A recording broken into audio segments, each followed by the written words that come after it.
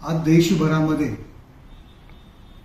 रस्त्यावरील अपघाताचे प्रमाण वाढलेलं आहे आणि अपघात झाला की माणसाचा जीव जाऊ शकतो.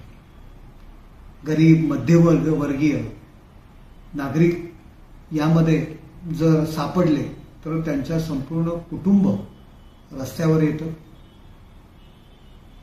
याकरता केंद्रीय रस्ते महामार्ग आणि सडक परिवहन मंत्रालयाने एक योजना सुरू केलेली आहे.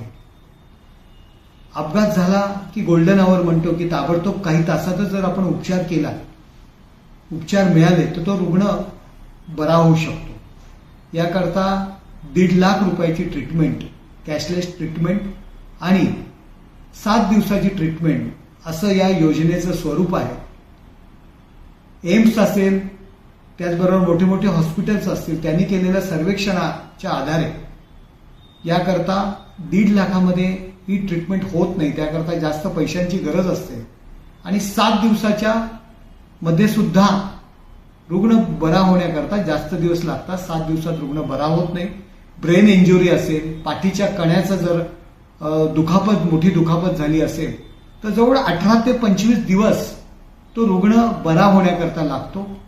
याकरता या योजनेचं स्वरूप बदलावं आणि ती 1.5 लाखाची मर्यादा 5 लाखापर्यंत ठेवावी.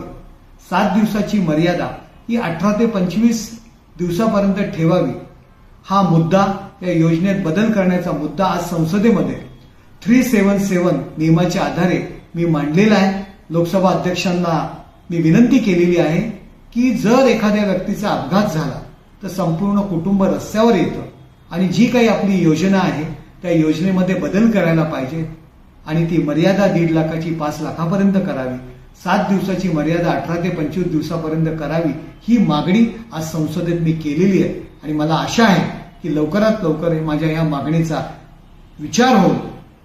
याची जी काही खर्चाची मर्यादा आहे ही 5 लाख रुपये आणि 7 दिवसाची मर्यादा ही 18 ते 25 दिवसापर्यंत सरकार वाढवेल आणि सरकारला विनंती करतो की लोकांचं आयुष्य उद्ध्वस्त होण्यापासून आपण वाचूया. रस्त्यावरती जे अपघात होत आहेत त्यांना आपण बाहेर काढूया आणि सरकारतर्फे ही मोठी मदत त्यांना करूया.